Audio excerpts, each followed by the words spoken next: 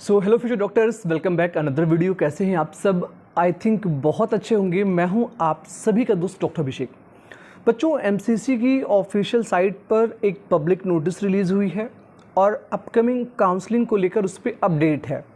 इस बार काउंसलिंग में काफ़ी सारे बदलाव होंगे जिनसे बहुत सारे कम नंबर्स के बच्चों को भी एमबीबीएस करने का मौका मिलेगा।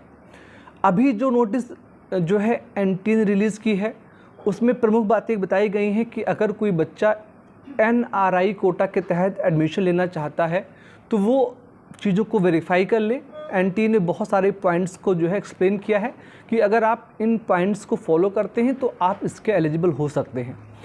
अब मैं पूरी नोटिस को मैं मिनिमम शब्दों में एक्सप्लेन करने की कोशिश करता हूं कि अगर कोई बच्चा जिसके कोई अंकल आंटी भाई बहन कोई भी या मम्मी पापा अगर वो किसी दूसरी कंट्री में रहते हैं तो वो अपने आप को सबसे पहले इंडियन जो है उसको छोड़ के वो एनआरआई कोटे में जो है अप्लाई करें। उसमें जब हो जाए फिर वो काउंसलिंग में अपेयर हो सकते हैं।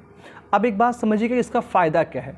इसका फ़ायदा ये है कि अगर एक बच्चा जो इंडियन नेशनलिटी के साथ में एडमिशन लेता है और उसको एमबीबीएस के लिए 540, 550, 560 नंबर पे एमबीबीएस मिलता है तो वही अगर एनआरआई कोटा में जाएगा तो उसको 480, 450, 460 पे एमबीबीएस मिल जाता है, क्योंकि एनआरआई कोटे के लिए कुछ सीटें रिजर्व होती हैं और वहाँ उसकी कट ऑफ काफ़ी कम जाती है। हाँ, थोड़ी सी फीस जो होती है वो ज़्यादा पड़ती है। इस बात का भी आप सभी को ध्यान रखना है। इस बार काउंसलिंग में जो है ऑनलाइन वेरिफिकेशन होगा, ये भी एक बड़ा बदलाव है और इसको भी आपको करना है। अभी तक आपका वेरिफिकेशन फिजिकली होता था जाके, बट अभी ऑनलाइन होने वाला है।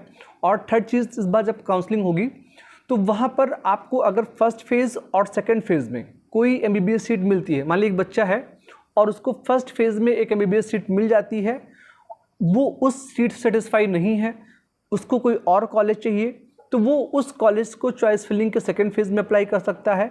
और अगर उस काउंसलिंग में उसको वो कॉलेज मिल जाता है, वो सीट मिल जाती है, तो वो उसके बाद थर्ड फेज़ में वो उस कॉलेज को छोड़ नहीं पाएगा। सेकंड फेज़ की काउंसलिंग में जो सीट मिलेगी आपको उसी सीट को जो है उसी सीट पे आपको एडमिशन लेना होगा।